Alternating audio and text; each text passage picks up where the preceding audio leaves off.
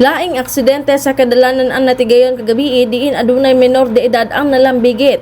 Base sa inisyal nga impormasyon nga nahitabo ang aksidente sa Macar Marble Road, corner Barrio Blaan, Apopong ning syudad alas 9:05 sa gabi. Ang mga nalambigit nga motorsiklo mao ang usa ka badya nga gisakyan sa duha ka menor de edad nga gila si alias June ug alias John. Samtang ang lain pang nalambigit sa aksidente mao ang Aerox nga motorsiklo nga gisakyan sa mag-uyab nga gilang si Vince ug Debbie nga punos naa sa legal nga pangidaron o kini ang gidala sa pinakaduol nga balay tambalanan alang sa dugang medikasyon gumikan sa ilang naangkon nga mga pangus sa lawas. Subli usab na nawagan ang labaw sa Traffic Enforcement Unit sa mga motorista nga kanunay mag-amping sa pagmaneho aron malikay sa aksidente.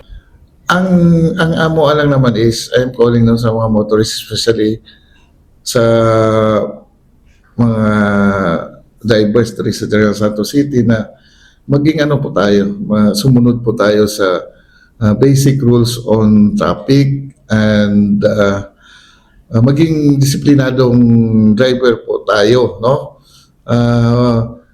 Simple lang naman. Sumunod tayo sa simpleng batas trapiko. In that way, we can contribute na mabawasan yung aksidente na maaaring magaganap dito, at it could decrease yung mawawalan pa ng buhay, no?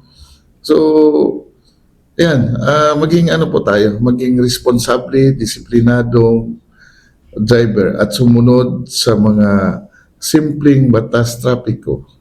Yun lang naman po. At makakontribute po tayo sa inyo sa mababawasan yung maaring mangyaring vehicular accident sa Jensan. Gani sa karon na pabiling taas ang ihap sa kaso sa aksidente sa syudad. Kana ang report gikan sa patrol. Kini si Bombo Nova Juma para sa the #1 and most trusted source of news and information. Basta Radyo, Bombo!